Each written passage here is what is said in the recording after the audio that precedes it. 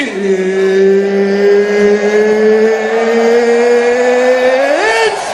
time!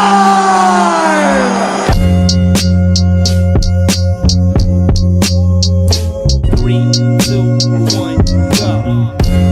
Get up, let me begin. This is TWSN. You ain't heard about us yet, well you better know now, because it's the place that it all goes down. Get up, let me begin. This is TWSN. You ain't heard about us yet, well you better know now, because it's the place that it all goes down. Shout out Young Swish.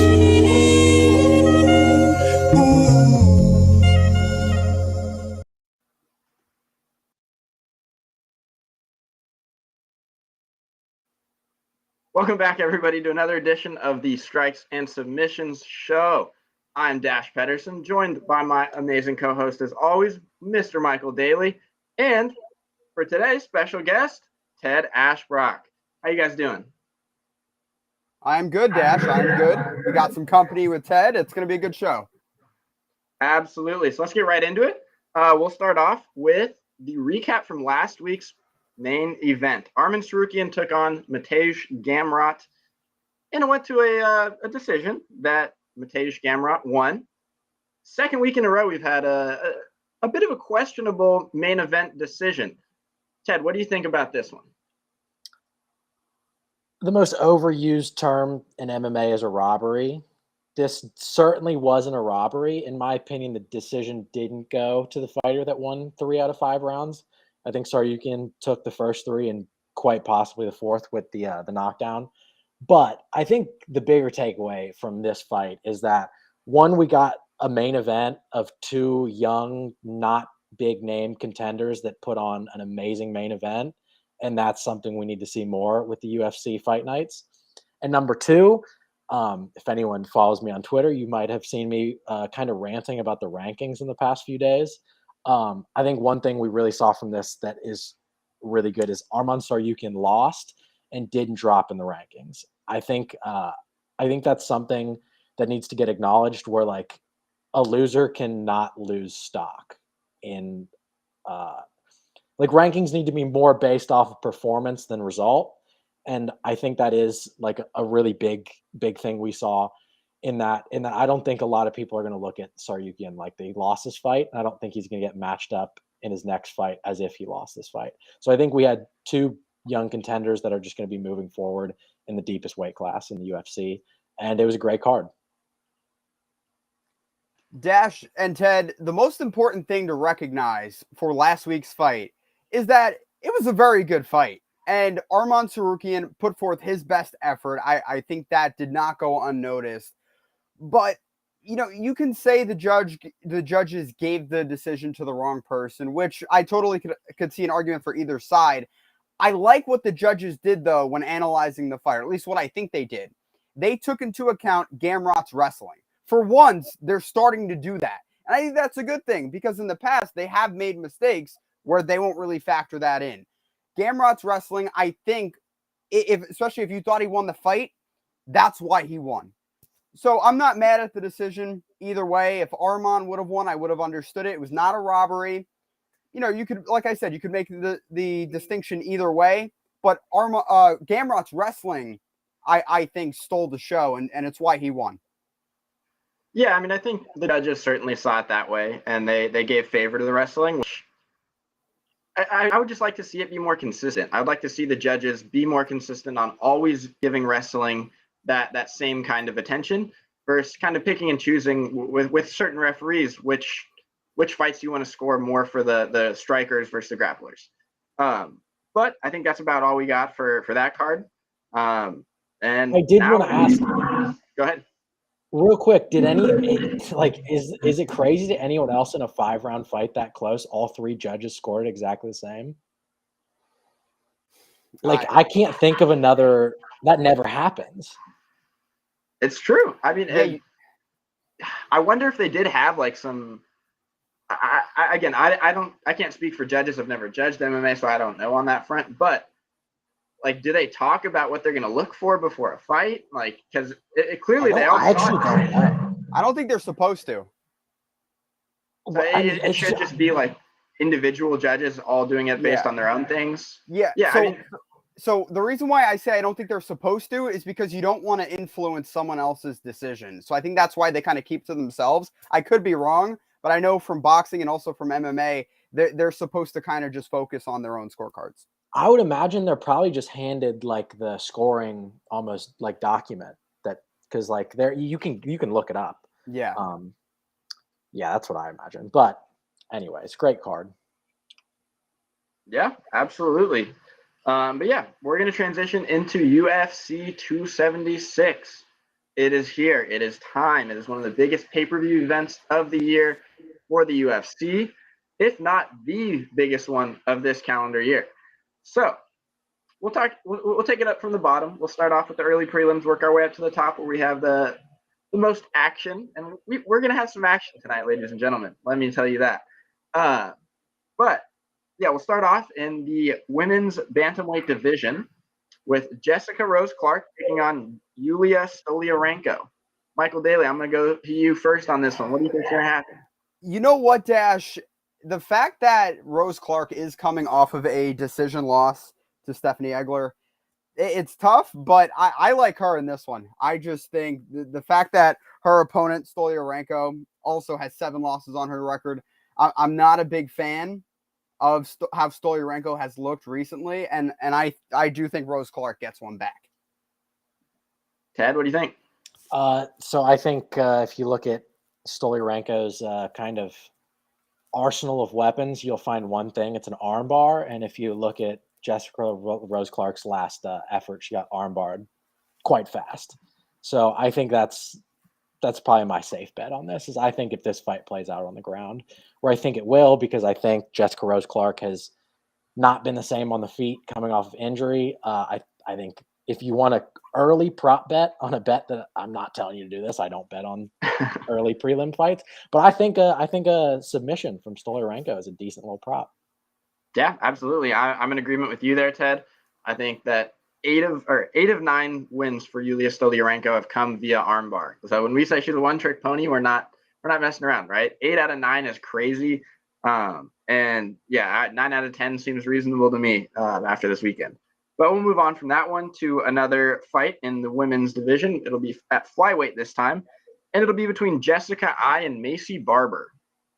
Ted, you start off on this one. What do you think is going to happen here? I think this fight is a weird stylistic matchup.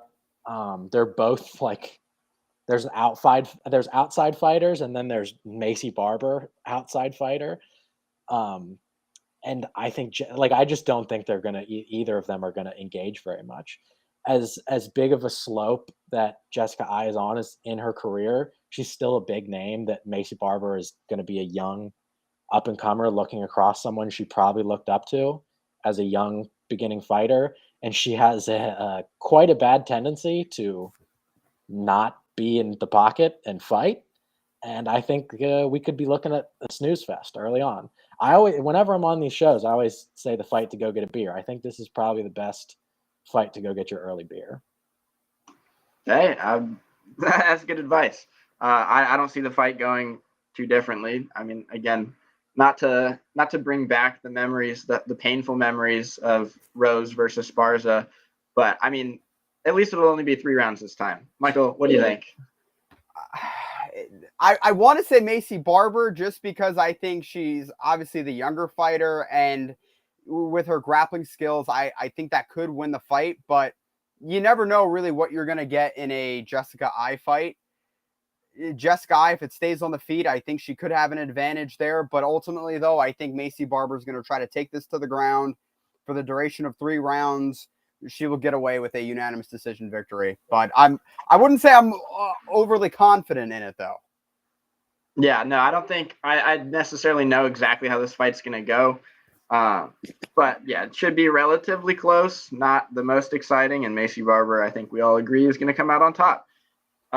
So moving on, we're going to go to the middleweight division for a clash between Uriah Hall, longtime UFC veteran, and Andre Munoz.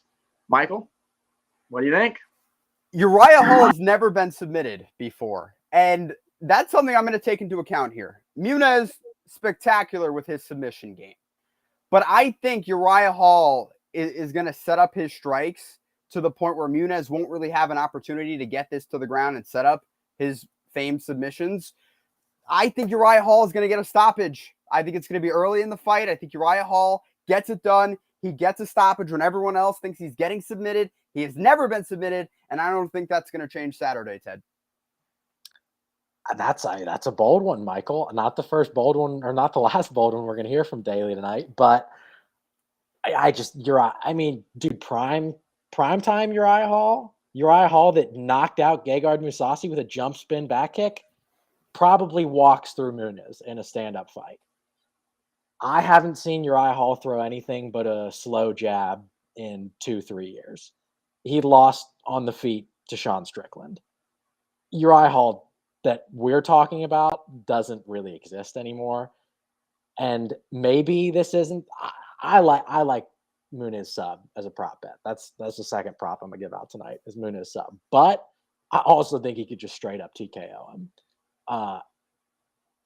Uriah, he's just it's over. And I'm a big, you guys know I love strike. Yeah. I'm a big Uriah Hall fan, but when it's time, it's time.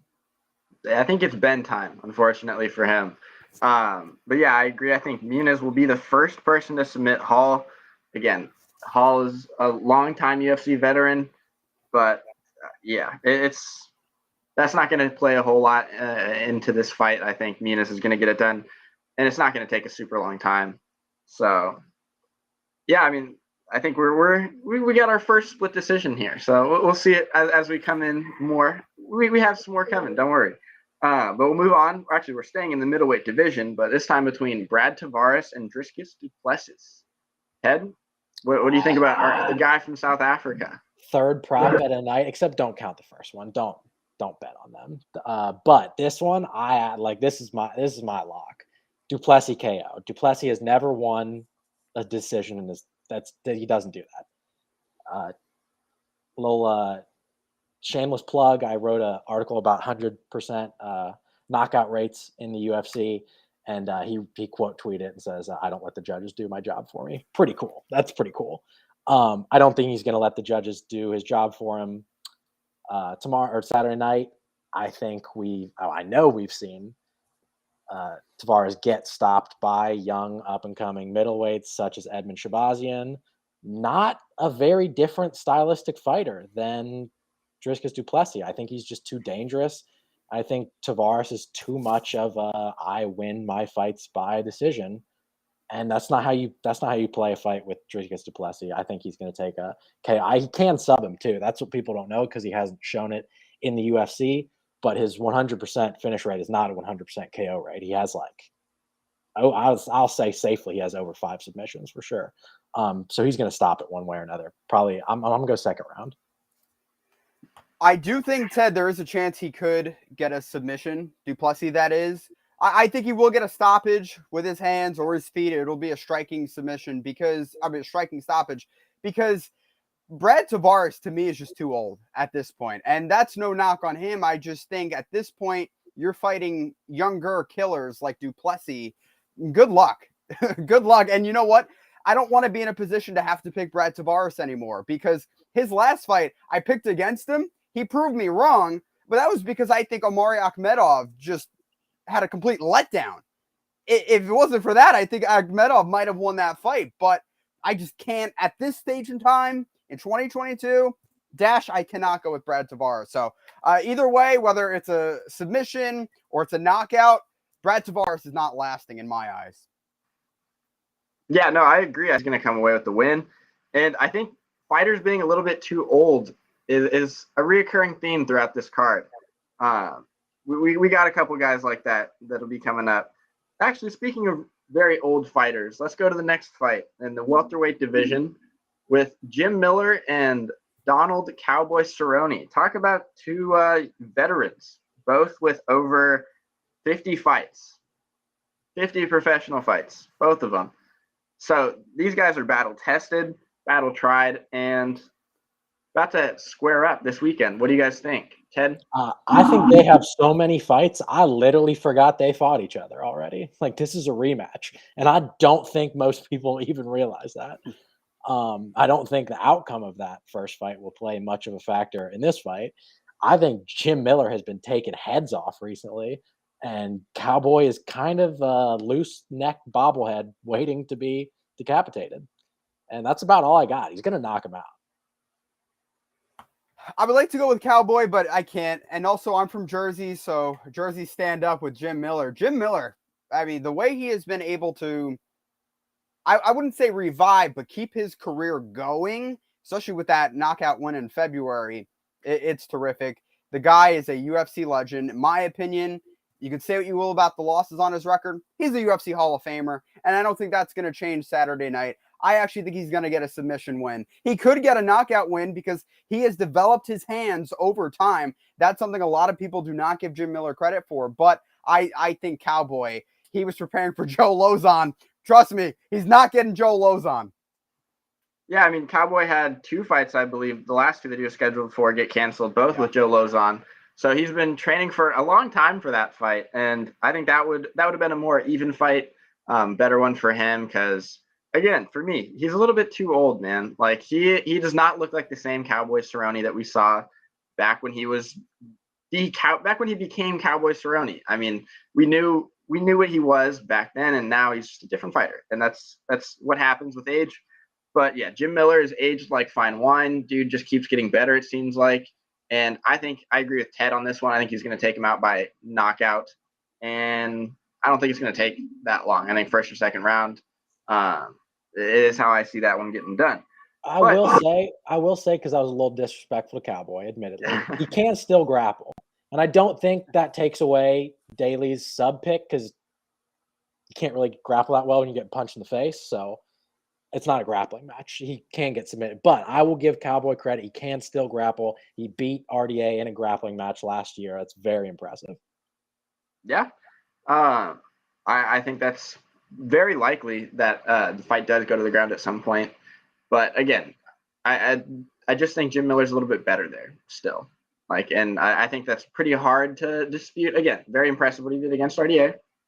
But we'll see.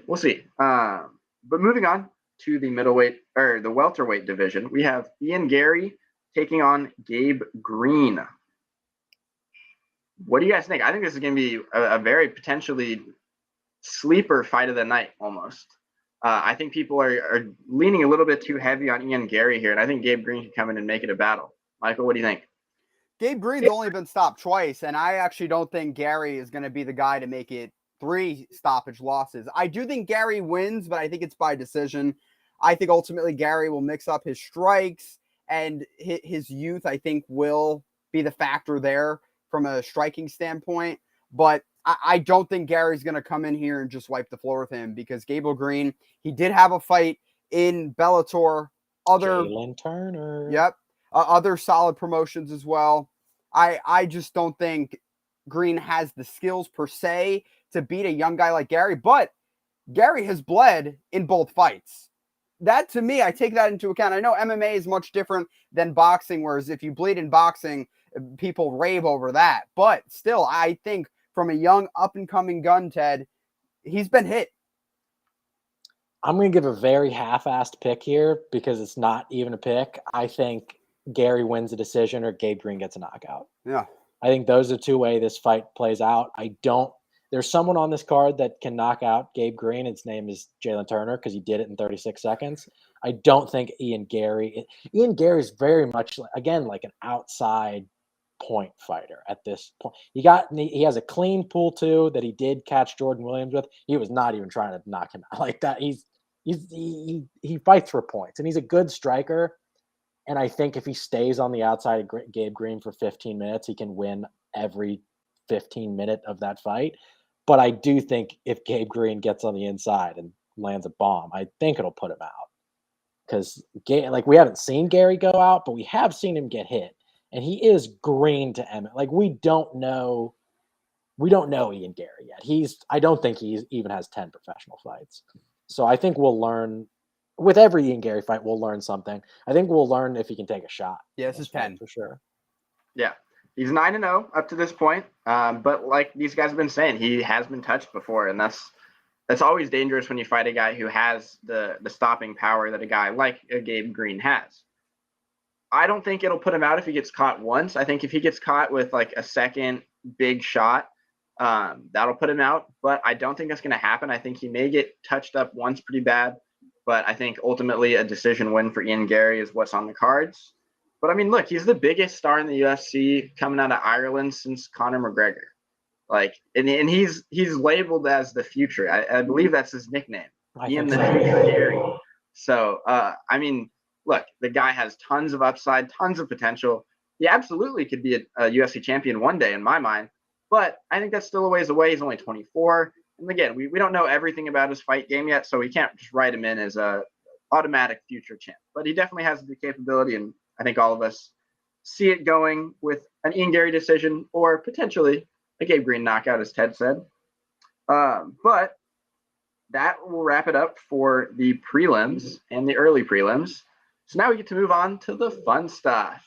We got the main event not the main event, the main card. We'll start with the main card. We'll get to the main event. But to start off, I forgot one fight on the prelims. Jalen Turner, who we mentioned earlier, taking on Brad Riddell. And Brad Riddell, a little bit older, but one thing that stands out to me, much, much smaller. How much do you guys think that'll play a factor? Ted, we'll start with you. It plays a factor because of how well Jalen Turner knows how to use his range. If Jalen Turner can keep the frame he has at 155 for long enough, he's a future champion. I full-heartedly believe that. I do think he might have to go back to 170 at some point in his career, just because the way he's been, like that's tough to cut down to 155. But we're talking about another guy from my 100% finish rate article. He is pure entertainment.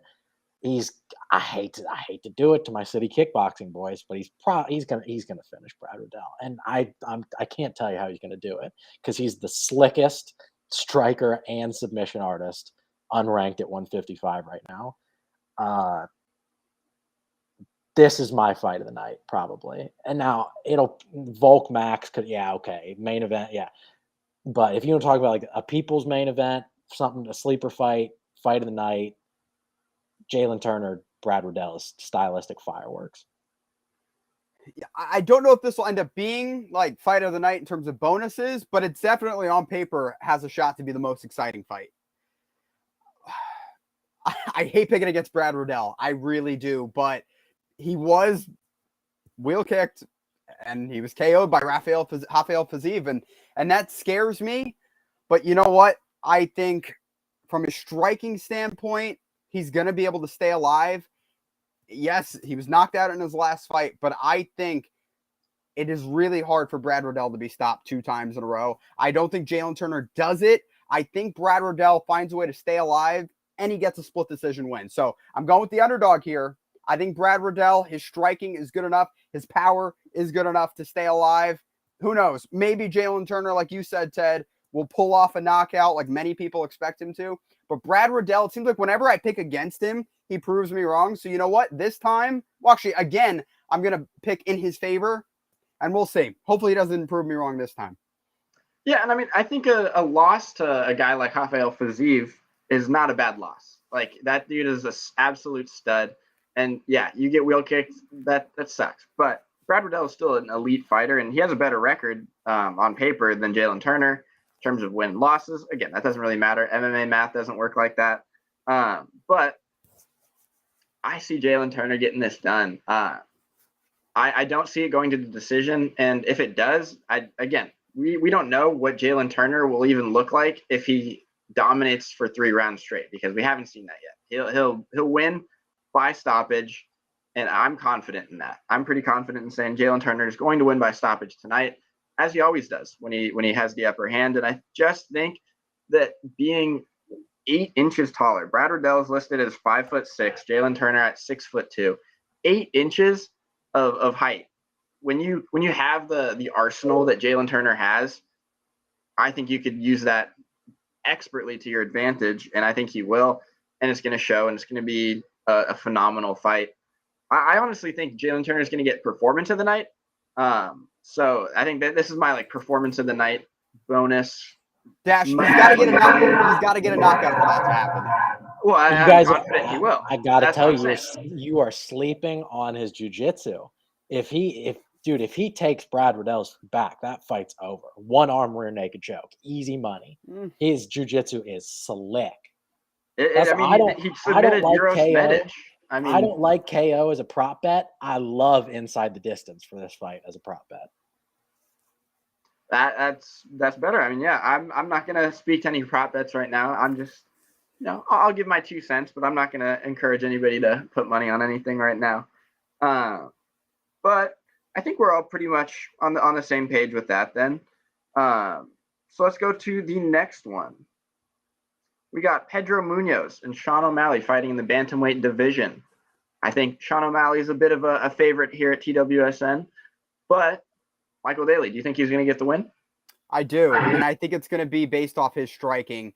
I wasn't impressed with the way Munoz looked against Dominic Cruz, and to be fair, Dominic Cruz is a legend, and he is a technician when it comes to striking and footwork. So it's hard to look good against a guy like Dominic Cruz. With that being said, though, Sean O'Malley is here, and I know a lot of people, they wanted to just throw him up to the sky before he fought Chito Vera, and then once he lost, they brought him back down to earth. But Sean O'Malley, I think the best thing for him was losing that fight, because now he gets the full maturation process, which he was supposed to get in the first place, not necessarily a fast track. So I think his striking will be on point. They actually fought on the same card. I think it was UFC 268 in December. Night and day performances. And I know the opponents were different with Pajeta and Dominic Cruz, but still, they fought on the same card. They both had pretty much the same amount of time to prepare. I don't think it'll matter. Sean O'Malley gets a decision win. Ted, are you in agreement? Do you think a decision win, or do you think O'Malley is going to get the stoppage? I do think a decision win. I do think Sean O'Malley will get tested in the third round. I think we'll see like even a possible 10-8 from O'Malley in the first 2 rounds. But I think like you saw it in the Chris Patino fight. The pace Sean O'Malley puts on offensively is actually impossible to keep up with for 15. Like actually impossible. So I do think like Pedro's a tough guy. I don't think Sean. I know Sean doesn't have the one punch shot to put out Pedro. And I don't think he'll get him out of there within the first 2 rounds. And I do think we'll see him fade in the third. And I also think we'll get to see some ground game from Sean O'Malley in this fight. I think similar how I said this is a fight where we'll learn about Ian Gary. I think we'll learn about Sean O'Malley more than we have in him starching people in his past fights. Yeah, I mean, I think we're all in agreement on Sean O'Malley winning by decision. I'm right there with you all. He doesn't have the power that takes it over the top against a guy like Pedro Munoz, because he is such a durable fighter. And yeah, I mean, I really like what Ted said about the potential 10-8 happening, because I mean, I think like we again, like we saw with the Chris Patino fight, he can just do so much damage in such a short amount of time. It's not like huge damage. It's not huge one punch like gonna knock your lights out. But it's just the accumulation of so much just hitting everywhere. And I mean, O'Malley's so fun to watch because of that. I think that's why he's really a fan favorite. So, I mean, I'm not sure what his future is necessarily in the grand scheme of things, given that he's in the bantamweight division, like Chase said in the comments. He is at the bantamweight division, and it's one of the deepest in the UFC. So we'll see if he's ever able to really take it over the top and become one of the top contenders in the UFC bantamweight division. But again, that's not this fight. This fight is going to be a stepping stone to get him there, and I think he's going to win it. But going on to the next fight, we got the welterweight division, a fight between 2 UFC veterans, one with a little bit more name value than the other. Robbie Lawler, who most people know, especially pretty much anybody who knows the UFC knows Robbie Lawler. He's going to be taking on Brian Barberena. Michael, what do you think is going to happen here? If you thought I had trouble picking Macy Barber, Jessica Eye, I mean, this one, I think, I don't know. But from what I believe is going to happen, I think Brian Barberena is going to get a stoppage win. Am I confident? Absolutely not. But I think at this stage in Robbie Lawler's career, he is susceptible to getting finished. So I'm going to go with Brian Barberena. Fingers crossed that's right. Will I be? No. I know I should be a lot more confident than I am. But if Brian Barberena gets starched, I wouldn't be shocked. I don't think he will, though. I think he gets a stoppage win. Ted, you on the same page? So this is one of those fights where I'd really hate to back out of picks like this. I really do. But like I saw Brian Barberena fight live. I was at UFC Columbus. That Brian Barberena, Matt Brown, that's one of those fights where you love every second of that fight and you have no idea who won when it was over. And I think that's one of these. Like I think is probably a split decision for whoever wins. And potential fight of the night. Dana does like giving it to the old folks sometimes. So I think we could see that be the fight of the night.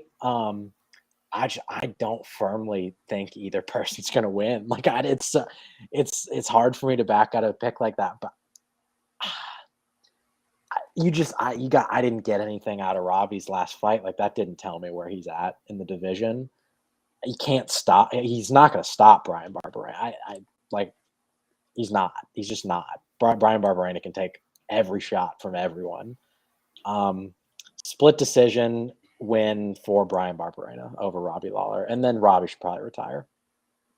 Yeah, I agree with the decision win. Barberena, I think, will get it done. I think this is going to be the fight where we really see Robbie's age catch up to him. Again, age has been a little bit of a factor in this card already a few times. But, I mean, I think this is just another occurrence of it. Robbie Lawler he's 40 now. And, I mean, yes, we have the 42-year-old Glover Teixeira, who was the world champion until he lost it to Yuri Prohaska. But not everybody's Glover Teixeira. Let's not get that wrong. So, yeah, I mean, I think this is a fight that I don't feel super strongly about. But Brian Barberena, I think, is the one who's going to be able to get it done by decision, split or unanimous. Neither would shock me, but yeah, again, not a fight I think any of us are particularly confident in. I think this is one you stay away from with the money and you just enjoy watching. But we'll be moving now to the middleweight division for a very interesting fight between two very different stylistic fighters, Sean Strickland versus Alex Pajeta. Ted, what are you thinking here? What are you thinking? I don't know if anyone's seen Sean Strickland's media day videos from today, but he's basically said Alex Pereira is a bad tall Brazilian striker. I don't know if anybody's ever seen Sean Strickland get knocked out before, but it was with a wheel kick from a tall Brazilian striker, and he's getting knocked out again. The Strickland train is done. The antics have become too much of the same thing. The character's dying out. He's too scared to. He's already said he's not going to do any of the antics at the press conference because I don't think he's the same guy in front of other fighters. I think on Twitter he's a big goofball that then he gets in the cage and throws 400 jabs. I mean, this card, the amount of jabs that will be thrown between Uriah Hall and Sean Strickland on this card will be so crazy. This is the jab card. You're paying so much for jabs. But Pereira, left hook, knockout, second round. Easy money. Prop bet. If I could put money on left hook for like plus 6,000, for the actual left hook. All right. Yep. It's fair. Michael, what are you thinking? You thinking a left hook's going to be the killer for it? I want to agree with Ted. I do. But I got to go with Strickland, and here's why. And you can bring up the Dos Santos stoppage. That took place May 2018, and it was at welterweight. I think when Strickland was a welterweight, he was draining his body so much that his full efficacy was not there. You saw it in the Kamaru Usman fight. You saw it in the Dos Santos stoppage loss. Being at middleweight, I think, allows him to just be just a wild person that he is. And I think that will play into his factor. And here's why. I did not think he had much of a chance against Uriah Hall. And you could say, well, Uriah Hall's older. He's not as good of a striker as someone like Pajeta is. Fine. He withstood any strikes and just walked him down, won that fight. Okay, great. Then his next fight against Jack Hermanson, I was thinking, okay, this is the fight that will get Sean Strickland out of here. It was not. You could say Jack Hermanson did not execute his strategy the right way. Sure, you would be right. But Sean Strickland does not go away. And that's what scares me. What I think he's going to do, I think he's going to crowd the kicker. And I think he's just going to be there for all 3 rounds. And I just, whenever I pick against Sean Strickland, like I said, he proves me wrong with other fighters. This time, I'm going to pick him. So I think even though he's not as technically skilled as someone like Pajeta is, I think he's just going to be there. He's a hurricane. He's not going to go away. And I think he's going to get a decision win. So you think he beats him on the feet? You're not saying he's going to, no grappling. Yeah, I don't. Yeah, no, I think Sean Strickland's crazy. I think he's crazy. And I think Alex Pajeta is pretty crazy. He is. But I think Glover Teixeira's and company are preparing Pajeta for the takedowns. I think Sean Strickland is just going to stand with him, and Sean Strickland is not going to go anywhere. So, and in no way am I saying Sean Strickland is the better striker, but I just think Sean Strickland's ability to just walk people down and not move an inch, I think that's going to help him out. I'm very 50-50 on this fight because, I mean, I've gone back and forth. At first, I was like, right off the bat, Pajeta's going to win. But right now, I think I'm leaning towards agreeing with Michael. I think Sean Strickland, I don't think he's going to get it done just on the feet. I think that he is going to be able to get a takedown. I think that happens in round 3. I think you're not going to be able to take down a fresh Alex Pajeta, who has very good takedown defense. But I think Sean Strickland, like Michael said, I think that he described it very well. He's a hurricane, right? And he's always going to be there. And I think he's going to be ready for that opportunity when it does come to take him down and land some significant ground and pound.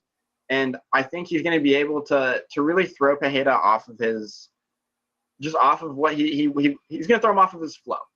And I think Sean Strickland, again, I'm not super confident in this, in my decision here, because again, Pajeta is just the better kickboxer. He's the better stand-up fighter, and I don't think anybody can really tell you differently. But like Michael said, to me, I have a feeling. I just have this odd feeling that Sean Strickland is going to do something weird, and it's just going to work, and that's going to be that. But again, this is a really hard one to pick. So let me ask you a question. Dana White said the winner of this fight gets a title shot. Alex Pajeta has beat Israel Adesanya twice. Are you guys telling me you would favor Sean Strickland over Israel Adesanya for the UFC middleweight strap? No, don't do that. Don't do that. Yeah. Because we're not MMA math. It doesn't work. It doesn't work. Well, no, but you're saying he's a technical kickboxer. That applies to Izzy, but he'll stay in his face and he'll stay in his face. What would be the difference? What would Izzy do that? How many MMA fights does Alex Pajeta have on his resume? How many fights does Israel Adesanya implore more than kickboxing? Look, I think all around Israel Adesanya is a much better fighter in MMA than Pajeta is. I don't see where we've seen that. He almost got a triangle on Kevin Gastelum. Pajeta's Brazilian. He can throw up a triangle. Yeah, sure, but he also held his own against Jan Blachowicz. He didn't just get completely steamrolled. On the feet, he held his own. And I'm the man's biggest fan. My dog's name is Izzy, but held his own is. Yeah. I mean, he didn't get completely embarrassed though, like people try to say he did against Jan. Did he do enough to win? No, but I don't think he looked foolish. So I do think all around he will look better against someone like Sean Strickland. But I don't want this to get mistaken though. Like hell, I want to see the third fight but it being in the UFC between Pajeta and Adesanya. I think everyone wants to, but I just don't know if that's going to happen though. Strickland, there were plenty of times where he should have been pushed to the side and knocked out of the rankings. It hasn't happened. Every time I've picked against Sean Strickland, he's won. Yeah. I mean, hey, you never really know. That's the beauty of MMA. I mean, we can sit here and talk all we want, but what actually happens in there is up to those two fighters and those two fighters only. But I mean, I think you both have been making some very good points. Again, I would in no way rather see Sean Strickland fight Israel Adesanya than to see Alex Pajeta and Israel fight in the UFC. Yeah, you'd be crazy. Yeah, it'd be crazy to want to see the former. But I just think that it's just going to get done, and I don't know. Dana says that the winner will get the title fight. If Sean Strickland gets it, maybe Israel decides that he wants to challenge Yuri or something, go up again. I don't know. We'll see. I don't really want to see Sean Strickland fight Israel Adesanya at any point in time, but what happens with this card may influence the future. So that's unfortunate. But what is fortunate is that we do get a part 3 of part 4, excuse me. We get a part 4 of one of the best trilogies the UFC's seen. And that is between the featherweight champion Alexander Volkanovski and who many think should be the champion, Max Holloway. Michael, I'm going to let you start off with this one. So if you would have asked me a year ago who would win this fight, easily I would have said Max Holloway. And I wouldn't have even thought twice about it. Now I'm thinking a lot about this fight, but I'm still going to go with Holloway because I think he's had 8 months or so to prepare from that Yair Rodriguez fight, which was very, very tough. Yair Rodriguez is a matchup nightmare. So he's had almost 8 months to get off of that fight and get back to the mindset that he's going to be in for another 5-round war against a much improved version of Alexander Volkanovski. I think if Holloway can mix up his striking, add head kicks, which is what he did in the second fight, if he can find a way to just stay measured, I think he gets out of it with a split decision win. The judges could influence this, and it could be another situation where it's a close fight. They give it to Volkanovski, but I think if Max does his part on the feet, I don't think he gets stopped, and I think he does enough to get a decision win, Ted. So I think Volkanovski clearly won the first fight. I think the second fight, watching live, I thought Max took the first 3, Volk took the back 2. Rewatching that fight, it clearly it comes down to the third round. Max took the first 2, Volk took the last 2. And it just comes down to like what you judge for that third round. If you statistically take who punched more, who landed more in that, because there was no real grappling there at all. Volk landed more. So I don't think that was a bad decision. What has happened since then is Volkanovski has improved so much, and I don't think Max has at all.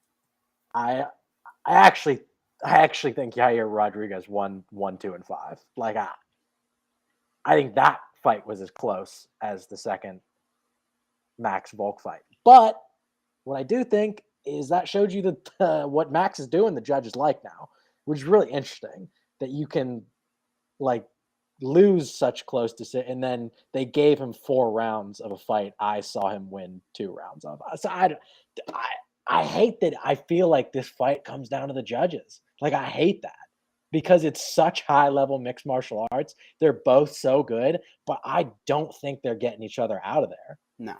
And I hate that. Like it comes down to the judges.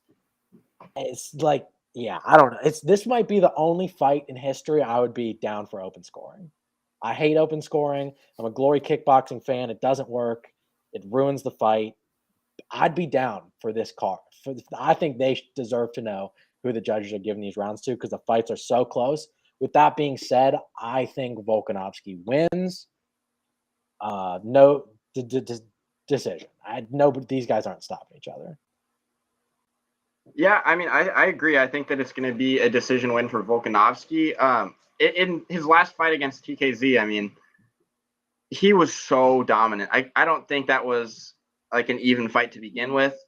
But, I mean, Volkanovski just looked so good. And he's the more well-rounded fighter, I believe. And I think that that's hilarious. But, yeah. Good one, Chase. I like it. I mean, Ariel Helwani, great MMA coverage. But Open scoring, I'm on his side. We're not. I'm on Ted's side. We're not going to want to. We don't want open scoring. But again, just going back to the fight, I think Volkanovski, he's shown why he was the rightful champion in that scrap. And like Ted said, it's really such a close fight in their second bout. And I wouldn't have been mad either way. I, watching it live, thought Max won. But again, I'm not one of the judges. So even going back, I still think Max won. I agree. Like, Volk statistically landed more punches, so I can't be mad at that. But I do think that Holloway was still winning that fight.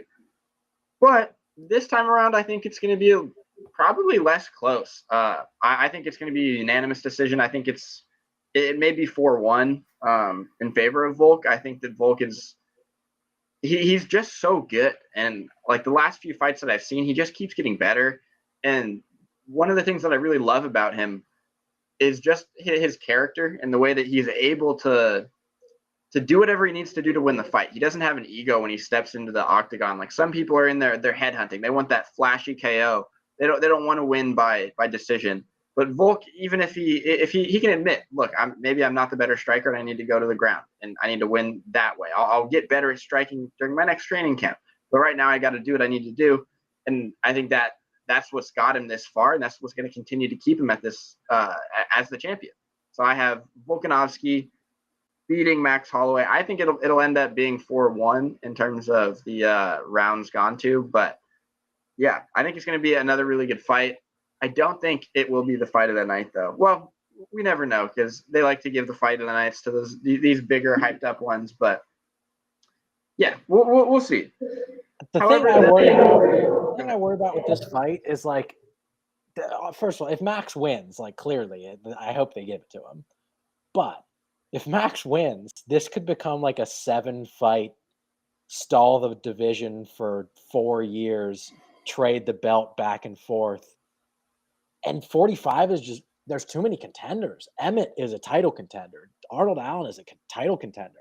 Like, there are guys with a couple of wins, even down lower in the rankings, that are title contender. And I just like, if this goes to 2-1, they obviously do the fourth because Max would be holding the title with less wins. They do the fourth.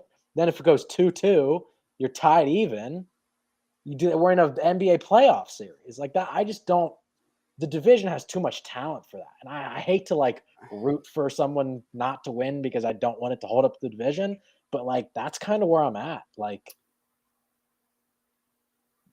I don't know. You know what? I think Volk, if he loses, it wouldn't shock me if he decides to move up to 155 because if the UFC doesn't tell him, look, here's an automatic rematch for a fourth fight, he might just move up because there are some big fights to make there, even if it's not a title fight, which he might be. Actually, no, I wouldn't say he's deserving of a 155 title fight, but there are big fights to make against top contenders at 155 pounds if he doesn't win this fight. Yeah, I mean, I think that's very reasonable to think that if he loses, he goes up. But again, I don't think he loses. Did he start his UFC career at 55? Because he's been all the way up at 70 and moved his way down. Well, I mean, he was like 240 pounds at one point. Yeah. His only loss in his career is a TKO at 170. Yeah, that was 2013, right? Yeah, that was like in Australia. Yeah. Yeah. But I think I know this is a dumb reason for me to know this, but I'm pretty sure you can use him in UFC 4 at 155, which I think would mean he's competed in the UFC at 155. I should know this. Yeah, I mean, it looks like he did in 2016. He started off, he had a couple fights he had one fight at lightweight versus Yusuke Kasuya, went to catchweight against Shane Young, and then since then has been rocking in the featherweight division. So it's like, I mean, he's fought in the UFC's 155. I think a lot of people would look at his frame and be like, that won't work against Charles Oliveira, and even me a little bit is like, I don't think he'd beat Charles Oliveira, but I think he'd give him a very good fight. Yeah. Could Charles Oliveira submit him though? That's the question. That's really why Can anybody submit him? I thought he was going to be out. Like, I don't think Australians' blood is different. it's 'Cause, different down under, man. Della Maddalena can't get submitted either. You know what? As good, well, not even good isn't even the word for Brian Ortega's jiu-jitsu. I mean, he's T-City for a reason. As great as Ortega is, I just think Oliveira at this point just on another level. So I just specifically his triangle. I mean, it's literally his nickname, and it was one of the tightest triangles I've ever seen. I still don't know how you survive that. I mean, like, I think if you want to submit Volkanovski, you have to take a CL of some sort. Like it's a heel hook or an arm bar or a omoplata or something. You know what? I think Charles might have the power to knock him out, to stop him. Because I also think Volk has the power to stop Charles. Because Charles, I know Volk has the power to stop Charles. But Charles' striking though has looked pretty solid recently. Sure. So I don't know. That would be a very, very tough fight for Volkanovski. I mean, if Volk does win, who do you think is the next challenger in that division? I think who's the next featherweight challenger? I think Josh Emmett fights Arnold Allen. The winner of Ortega Yair gets the next title shot. Then the winner of Emmett Allen gets the one after that. Yeah, I think Dash. That's why Rodriguez Ortega was made in the first place, and it's a main event, so that they'll just add it. And that's also why I don't think we're going to get a fourth fight immediately, because I think the loser of this will have to either wait in line in 145 or figure something else out. So you really, if you don't think they'd give Volk an immediate rematch up 2-1 when they gave Max that same immediate rematch? They should, but Max lost the second time, and because he was down 0-2, they're like, you know what? We got to get some new blood in here. It wouldn't shock me if they try to get some new blood in immediately. Like, I think they really like Yair Rodriguez. So if they can get Yair a chance to fight for the title, I think they'll do that.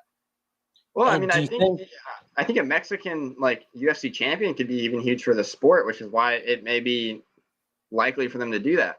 I mean, we know from boxing how big of a fan base Mexico is in the fighting world. You can snag a few boxing fans, bring them over to the MMA. I mean, or to the UFC. Oh yeah, they went crazy for Moreno. That was a big deal. I mean, yeah, you get a guy in a more. I mean, Moreno and that was like, it feels to me like it's a lower stakes division. Like him and Figueiredo, great fights. It is the division. They sent TJ Dillashaw down to knock out the division, and he got knocked out. But that was the intended job. Yeah. Worst assassin. TJ Dillashaw is the worst assassin ever. He still has a chance here. He's got the title shot. Well, he's never making 25 again. But he had no business going down that much. And, obviously he was using other stuff. I think that was the intended purpose, was to erase that division. Yeah. Good for Cejudo. Yeah, I mean, I think we've covered this one about enough for now. Make sure everybody watching, you guys check out our pre-show on Saturday. We're going to have a UFC pre-show, UFC 276. We'll be talking about all this stuff again, breaking it down. We got some special guests on that one. But before we do that, we got one more fight, gentlemen. We got the main event of the evening. And that is going to be between Israel Adesanya and Jared Cannonier. Michael Daly. What's going to happen, man? What's going to happen here? I know well, I'll just let you take it. You had to start with me. Okay. I hate picking against Israel Adesanya because he is I'm not going to say flawless, but he's as close to being flawless on the feet as it comes. But I'm going to go with Cannonier to get a knockout win. Here's why. Cannonier fights measured, and that plays into Adesanya's game. It does. But what doesn't play into Adesanya's game is his power, Cannonier's power, and his ability to throw combinations and not lose that power. You can say Cannonier was stifled by Robert Whittaker. Yes, he was. But being able to recover from that broken arm after that fight and put on 2 impressive wins like he did against Gastelum and Derek Brunson, he survived Brunson's wrestling, and in this fight, he'll just have to focus on Adesanya's striking. Give me Cannonier with a stoppage win. I think he pulls off one of the biggest upsets in light or middleweight history. That's where I see it, Ted. I know you see it differently? The biggest difference is speed. Cannonier was steps behind Robert Whittaker. Robert Whittaker is steps behind Israel Adesanya. This fight will play out on the feet because Cannonier, I mean, maybe Cannonier could get a takedown for 4 seconds. That's not going to win him a fight. I think it's going to be a second, third round TKO, or I am strongly leaning towards the or here. Rear naked choke. Israel Adesanya. The first promo they put out for this fight, Israel Adesanya says, I'm going to choke him out or I'm going to knock him out. Israel Adesanya chooses his words very carefully and doesn't say anything for no reason. I think he led with choke out because that's the point he wants to prove. And no, I'm not saying he's going to take him down, take his back. But are you telling me he couldn't have rear naked choke Paulo Costa? Watch what position they're in at the end of that fight. Yeah. Tell me he couldn't have rear naked choke. Well, Ted, to your point, and I'll let you finish. Derek Brunson almost submitted him, and he couldn't. True. Derek Brunson also isn't going to do on the feet to him what Izzy's going to do. Right, but we're talking about the ground, though. You know, I'm saying he's going to be at a point where Izzy can knock him out or choke him out. And I think if the opportunity is there, Izzy wants to prove the point and choke him out. I just that promo just did something. When he said I'm going to choke him out or knock him out. Like he said that for a reason. And so I think he's coming in with an intention. But I think it's second or third round. I think he chops the leg early. He's so much faster than Cannonier is one of the slower elite middleweights. He's a heavyweight still cutting weight. Like he's still not at his proper 185 body. He's one-dimensional. He's very one-dimensional. He's a power punching, not technical kickboxer. I don't think he's going to touch Izzy very much. I don't think it's like so everyone wants Izzy to have exciting fights, which they mean knockouts. I think he's going to knock him out, and it's not going to be that exciting. Like I think it's going to be a very uncompetitive fight. I think Paulo Costa is closer in the striking game to Izzy than Cannonier is, and look how that went. I think it'll look a lot like that fight. Not with power, though. You think Cannonier's more powerful than Paulo Costa in combination? In terms of, well, also one punch.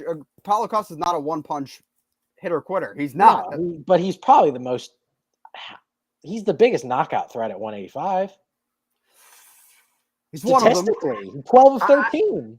I think there's certainly the argument could be made that Cannonier's up there, but I still give the edge to Paulo Costa. Costa and Romero are bigger knockout artists than Cannonier, and they didn't come close to checking Izzy's chin.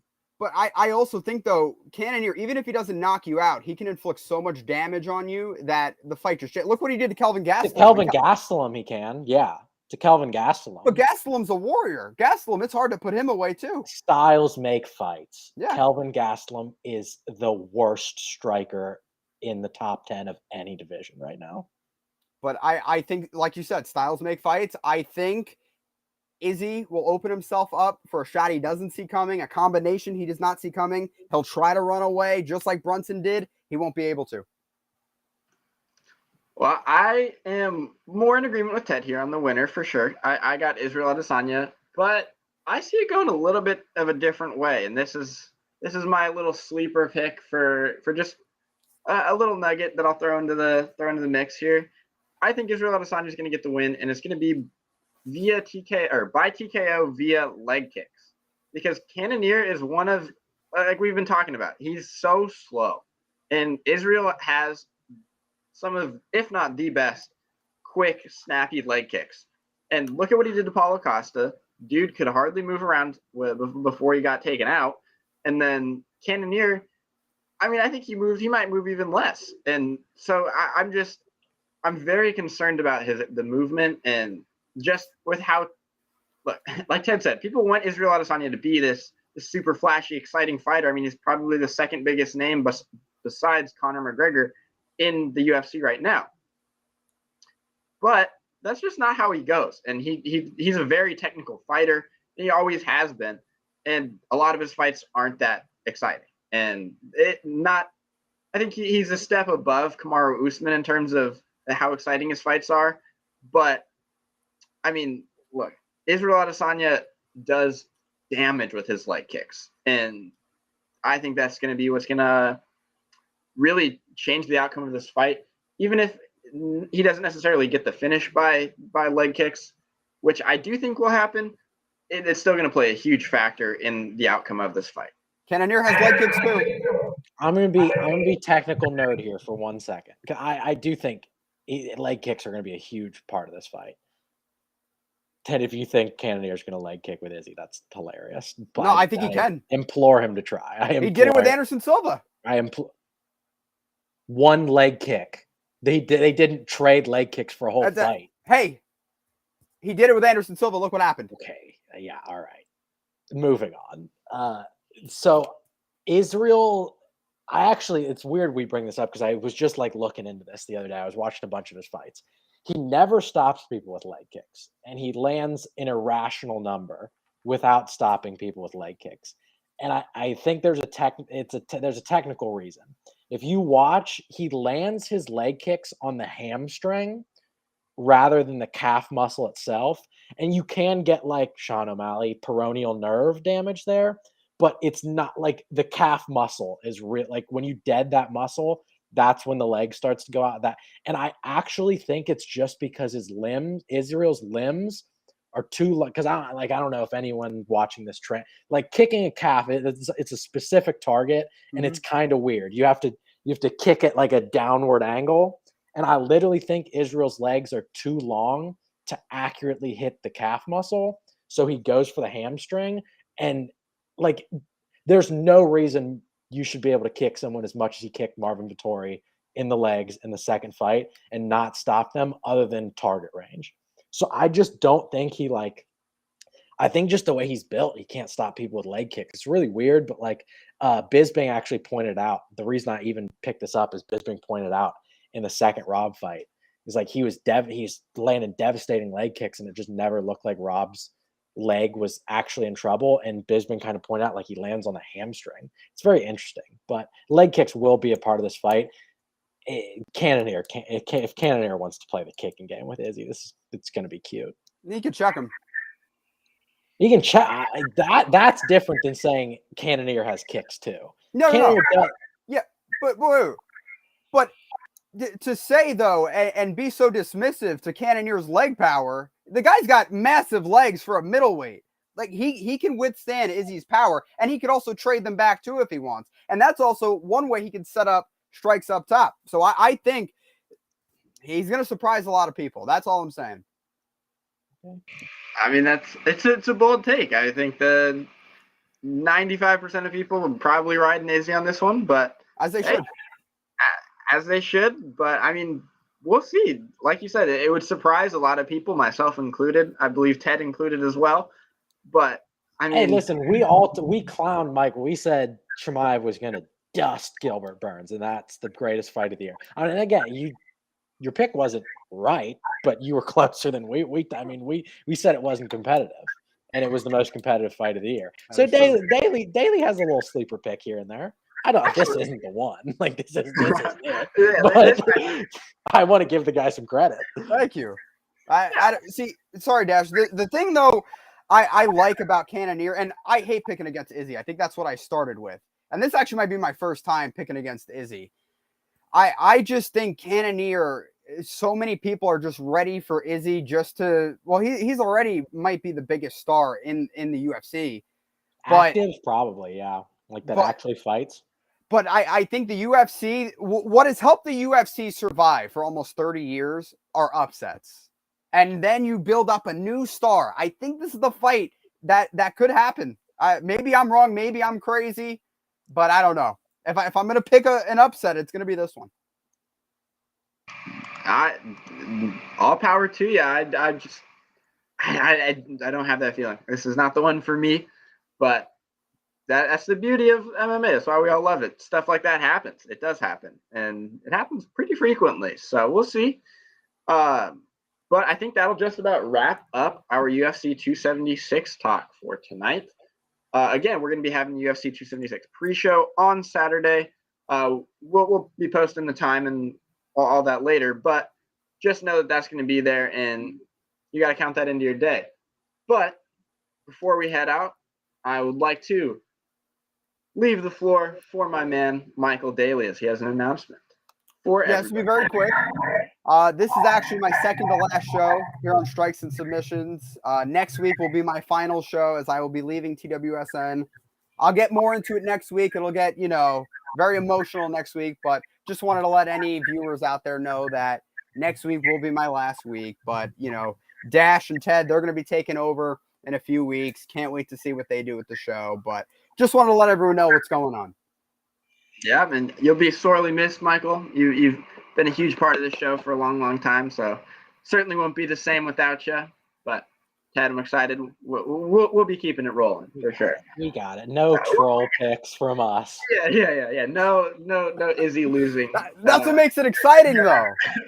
You need a troll. That's true. Hey, Brings the flavor. I picked Gamrot last week. You so, did, as did I on this show, but in the article maybe not. But that's besides the point. You did say it on the show, so yeah. I did. That's what counts. Exactly. Yeah, that's what counts.